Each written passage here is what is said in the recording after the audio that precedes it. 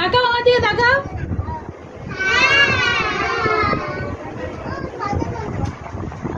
আজকে আমরা একটা ছড়া পড়বো, ঠিক আছে?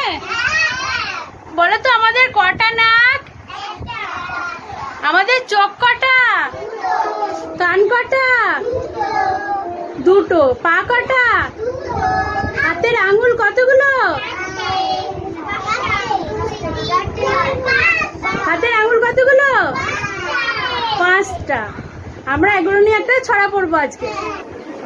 এক এক এক, নাক আমাদের এক, এক এক এক, নাক আমাদের এক, দুই দুই দুই, চোখ আমাদের দুই, কান আমাদের দুই, হাত আমাদের দুই, পা আমাদের দুই, তিন তিন তিন, তিন তিন তিন, ভ্যানের চাকা তিন, ভ্যানের চাকা তিন, রিক্সার চাকা তিন, টোটোর চাকা তিন, অটোর চাকা তিন, চার চার চার, খাটের পায়া চার, চার চার চার, খাটের পায়া চার, টেবিলের পায়া চার, আঙুল দেখো, টেবিলের পায়া চার, পশুর পা চার,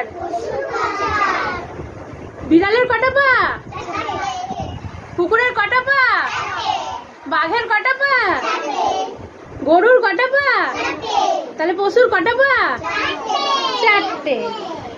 5 5 5, হাতের আঙুল 5, 5 5 5, হাতের আঙুল 5, পায়ের আঙুল 5, পায়ের আঙুল 5, 6 6 6, 6-এ 6টি ঋতু হয়, 6 6 6, 6-এ 6টি ঋতু হয়, 7 7 7, 7-এ সমুদ্র হয়, 7 7 7, 7টি তারার রাত, 7 7 7,